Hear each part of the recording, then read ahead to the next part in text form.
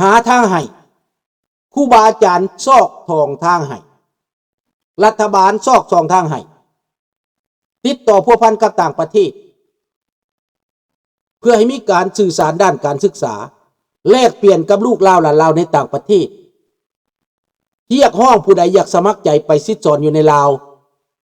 ในระยะ6 เดือนระยะ1 ปีเรียกห้องผู้ใดอยากซิดสอนผ่าน e-learning ผ่านอินเทอร์เน็ตก็เฮ็ดได้ช่วยเหลือด้านอินเทอร์เน็ตด้านความรู้ก็เฮ็ดได้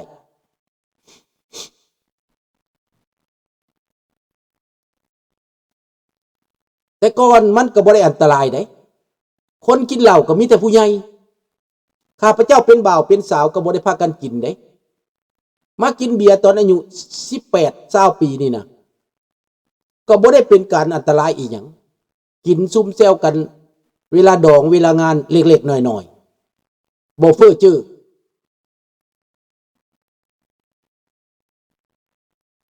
แม่นแล้วแม่ลุงโพว่าถูกอยู่ท้องถิ่นภายท้องถิ่นมันสำหรับใช้บริโภคประจำท้องถิ่นนั่นแหละบ่ได้ขายบ่ได้เป็นธุรกิจ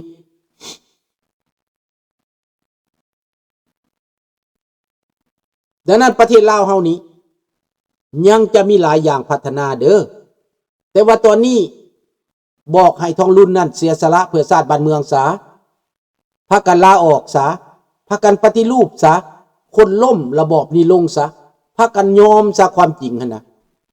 50 ปีแล้วที่พวกเจ้าล้มเหลว50 ปีแล้วที่พวกเจ้าเอาประเทศชาติเป็นตัวประกันที่พวกเจ้าเอาประเทศชาติบ้านเมืองเอาประชาชนเป็นตัวประกันพวกเจ้ากดขี่ข่มเหงมา50 ปีแล้วพอแล้วมันพอตายแล้วตายไปนำบักคำไตซะก็ดีบักสอนไส้ก็ตายไปน้ำพ่อมึงซะก็ดีคันมึงยากหลายนะบักทองรุ่นก็ตายซะ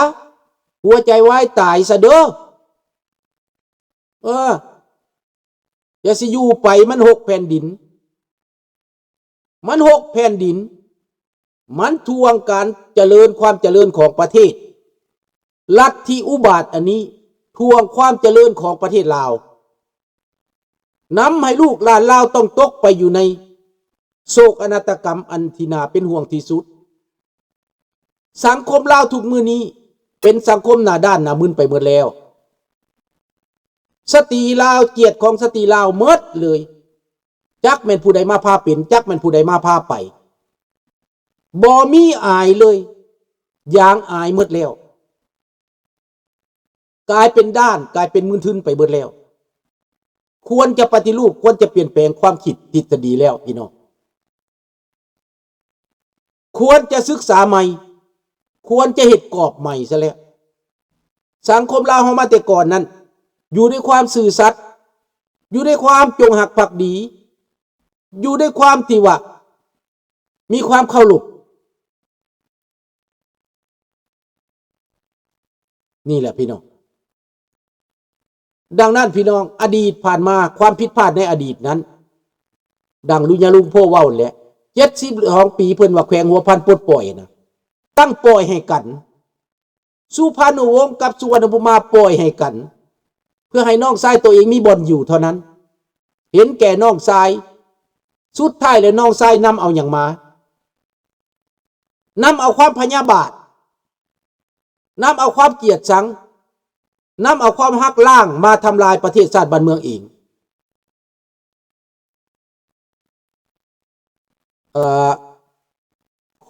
ตัตราเขียนว่าคนไทยที่เขาตามการเมืองเขาก็ฮู้หมดว่านายกทองรุ่นไม่ได้เป็นตัวของตัวเองแม่นจะทำอะไรต้องถามเวียดนามถามจีนแต่เขาจามเขาถามกับตัวสั่นแล้วเขาแบกอัพลาวทุกเรื่องทองรุ่นต้องถามปักกิ่งทุกเรื่องแมนก็หุ่นเซิร์ชหุ่นกระบอกบักทองรุ่นบักสอนใจเป็นเพียงแต่หุ่นเซิร์ชสบายดีทองแดงคนลาวภูมิใจนะมันบอกมันเป็นตัวเองบอกมันมีหัวคิดคือลุงคิดนี่บอกว่ามี มันเป็นถึงกับประธานประเทศมันสิญาติหยังมันสิขาสันเห็นหยังมันมาหาแคนาดามันมาหายุโรปมันมาหาอเมริกาแบกอัพสิไปหาหยังจีนเห็นบ่ล่ะทางออกมันมีอยู่แล้วคือลุงเว้าเนี่ยอีโบนานนั่นสภาพการมันสิพาเป็นพาไปอยู่แล้วมันบูจักฮอดศีลน้อยเอ้ยมันไปวัดมันก็ไปซื่อๆตักบาตรมันก็ตักซื่อๆมันบ่อยู่ในจิตในใจมันจัวน้อยก็ยังลิ้นไม่ออกแล้วกอดไม่ยิงกินเหล้าครูบาก็แม่นให้โยมครูบาไปไหว้โยมพระไหว้โยมกูมือนี่นะครูบาบ่มีศีลกูมือนี่นะเฮ็ดไปทุกอันทุกแนวเป็นเพียงแต่รูปแบบซื่อๆเป็นประเพณีซื่อๆบ่แม่นเลือดศาสนาบ่แม่นเรื่องคำสอนของพระพุทธเจ้าลาวแดงบ่สนใจนำคำสอนของพระพุทธเจ้ามันเอาลัทธิคอมมิวนิสต์พุ่นมันเอาลัทธิมาร์กเลนินพุ่นเป็นคำสอนแม่นแล้วมันสร้างภาพซื่อๆแล้วคนลาวจะด่าทองลุนก็ไม่มีผลอะไรมีเป็นอย่างสิบ่มีตัตราด่าจีนมันก็บ่เข้าใจภาษาดอกบักทองลุนมันเข้าใจภาษาคนลาวที่เป็นทาสมันเข้าใจภาษาอย่าสิว่ามันบ่มีผลมี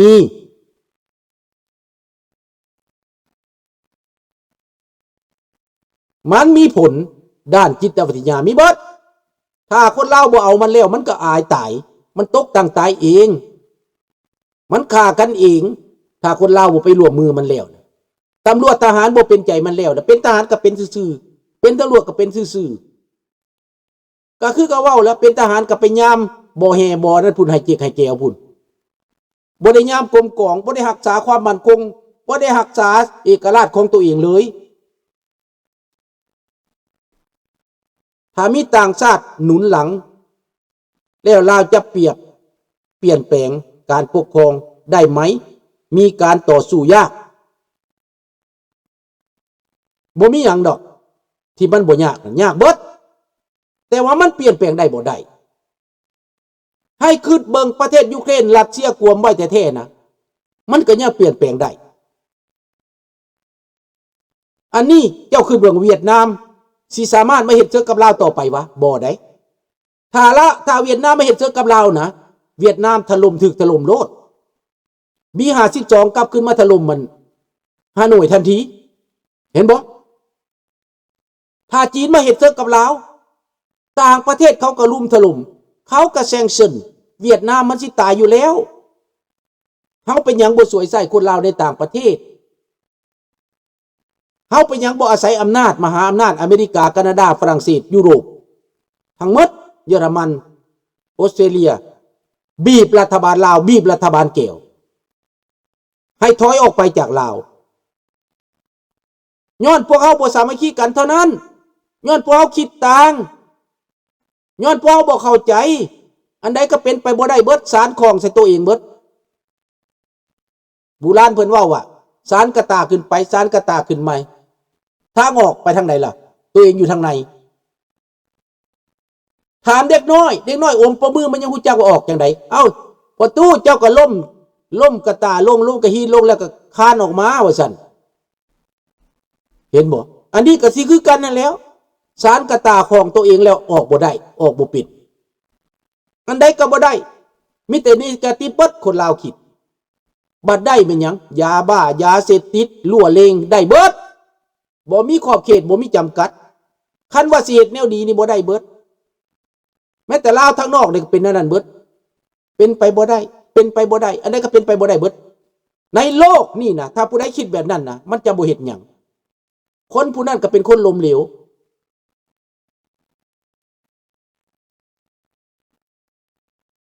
นั่นแหละความบ่สามัคคีก็ย้อนความบ่เข้าใจนั่นแหละความบ่เสียสละนั่นแหละเห็นแล้วบ่ยอมรับความจริงบ่ยอมเสียเปรียบคือลุงเว้ามาผ่านมาแล้วเสียหน้านี่ประตูบ่ได้ผิดก็ขอให้เอาแบบนั้นมีบางคนเอาแต่ใจตัวเองเอาแต่ความคิดตัวเองบ่ยอมฟังไผดอก บ่ยอมเชื่อไผดอกเขาเฮ็ดดีก็อิจฉาเขาบังเบียดเขาเขาได้ดีก็ย่าลื่นเขาสั่งเขาเกลียดเขาคนลาวเป็นแบบนั้นเฮ็ดซึกยึดอำนาจของลาวยุคนี้ทำลายโรงงานเบียร์เหล้ายาเสพติดต่างๆคนลาวทุกอาชีพตายปานหมดถึกหายผิดแน่นอนถึกซื้อจ้างจากระบบถึกซื้อจ้างจอบหมอยเป็นบ่ยลุงภูนั่นแหละเห็นแก่ตัวโพดบ่คิดถึงว่าความผิดความถูกบ่คำนึงเอาแต่ตัวเองเป็นใหญ่เอาแต่ได้บ่ได้เสียสละหยังคนที่เสียสละให้หมู่นั้นพัดบ่พร้อมเขาได้อิจฉาเขาได้บังเบียดเขาได้สังคมน้อยๆก็ผิดกันเถียงกันบ่เชื่อฟังกันบ่เคารพกันมันมาจากนี้เรื่อง respect กันน่ะสำคัญเรื่องยกย่อปอปั้นให้ความสำคัญกันก็เป็นสำคัญชาติที่เจริญได้สังคมเจริญได้นี้แม่นต้องนับถือหลักการนะพี่น้องก็มีเท่านี้แหละมื้อนี้น่ะเรื่องราวต่อไปจะเว้าเรื่องยูเครนน้อยนึง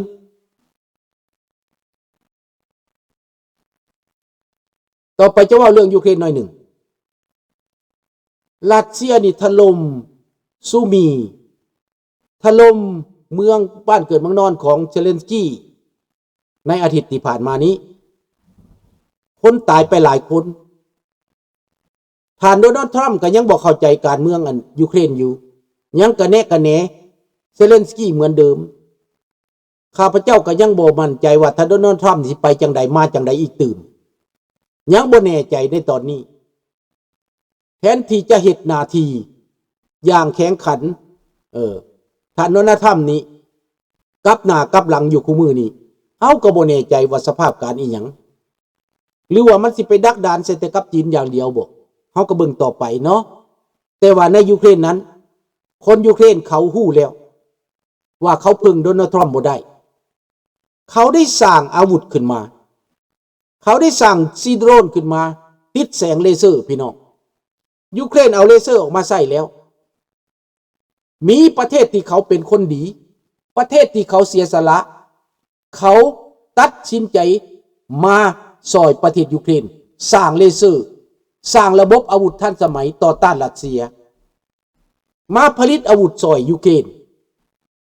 มาผลิตโดรนซอยยูเครนเอนจิเนียร์ฝ่ายต่างประเทศต่างๆสมัครใจมาเป็นผู้ซอยเหลือยูเครนสร้างอาวุธได้ตัวเองแล้วจะสร้างซีโดรนเขาห้องว่าซีไน